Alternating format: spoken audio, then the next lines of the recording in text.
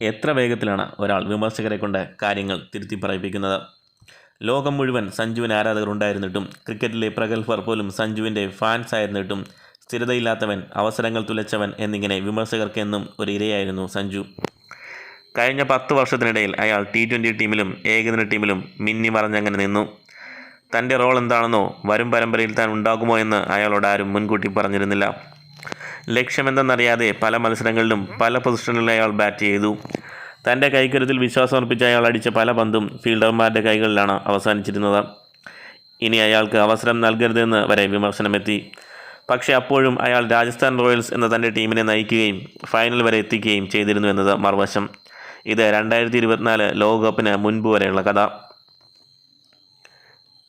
ഇനിയാണ് യഥാർത്ഥ കഥ ആരംഭിക്കുന്നത്. T20 ലോകകപ്പ് ടീമിൽ സഞ്ജുവിന് ഇടം ലഭിക്കുന്നു. സത്യത്തിൽ ഋഷഭിൻ്റെ പരിക്കും ഇഷാൻ്റെ സ്വഭാവദൂഷ്യവും സഞ്ജുവിന് ഒരു തരത്തിൽ അനുഗ്രഹമായി. ടീമിൽ ഇടം ലഭിച്ചെങ്കിലും ഒരു മത്സരത്തിൽ പോലും കളിക്കാൻ കഴിഞ്ഞില്ല. പക്ഷേ താൻ ഇന്ത്യൻ ക്രിക്കറ്റിന് എന്തൊക്കെയാണെന്ന് ഒരു തോന്നൽ ഈ സെലക്ഷനോടെ സഞ്ജുവിനുണ്ടായി എന്നുറപ്പാണ്.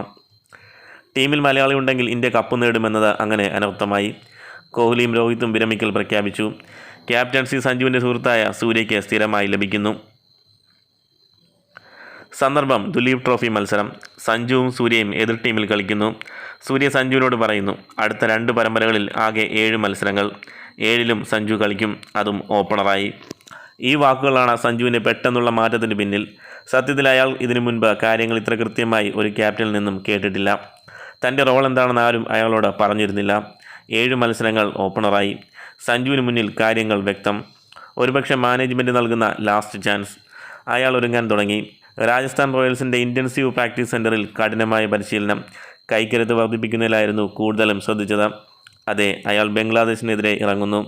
എന്നാൽ ആദ്യ 2 മത്സരങ്ങളിൽ പ്രതീക്ഷിച്ചതുപോലെ ഒന്നും സംഭവിച്ചില്ല. വിമർശകർക്ക് ആഘോഷിക്കാൻ വേറെന്ത് വേണം. എന്നാൽ കാലം കഴിവ് പുറത്തിറക്കാൻ എല്ലാവർക്കും ഒരവസരം നൽകും. അതായിരുന്നു 3-ാം മത്സരം. ഒരു ഓവറിൽ 5 സിക്സ് ഉൾപ്പെടെ തൻ്റെ കന്നി T20 സെഞ്ചുറി. അടുത്തത് സൗത്ത് ആഫ്രിക്കയ്ക്കെതിരെ 4 മത്സര പരമ്പര. ആദ്യ മത്സരത്തിൽ വീണ്ടും സെഞ്ചുറി ആവർത്തിക്കുന്നു. പ്രശംസകൾ കൊണ്ട് സഞ്ജു മൂടപ്പെട്ടു. സത്യത്തിൽ ആ മൂടൽ തുടർന്ന് 2 ഡക്കിൽ കലാശിച്ചു. എന്നാൽ 4-ാം മത്സരത്തിൽ വീണ്ടും അവൻ ഉദിച്ചുയർന്നു. സഞ്ജുവിനൊരു വിളിപ്പേരും വീണു, ബൈനറി സാംസൺ. അതെ, 1ഉം 0ഉം കൊണ്ടുള്ള കളികൾ മാത്രം. ഓൾ ഓർ നത്തിങ് എന്ന അവസ്ഥ. അടിച്ചാൽ സെഞ്ചുറി, ഇല്ലെങ്കിൽ ശൂന്യത. ഇതാണ് ഇപ്പോഴത്തെ സഞ്ജു. കഴിഞ്ഞ 5 മത്സരങ്ങളിൽ നിന്ന് 3 സെഞ്ചുറി. 1 സെഞ്ചുറി മാത്രമുള്ള വിരാട് കളിച്ചത് സഞ്ജുവിനേക്കാൾ 100 മത്സരം കൂടുതൽ. ഇരട്ടി മത്സരങ്ങൾ കളിച്ച പന്തിന് 1 സെഞ്ചുറി പോലുമില്ല. ഒന്നുറപ്പാണ്, T20 ക്രിക്കറ്റിലെ ഏറ്റവും കൂടുതൽ സെഞ്ചുറികൾ സഞ്ജു തൻ്റെ പേരിലാക്കും. ഓർത്തു വെച്ചോളൂ ഈ വാക്ക്.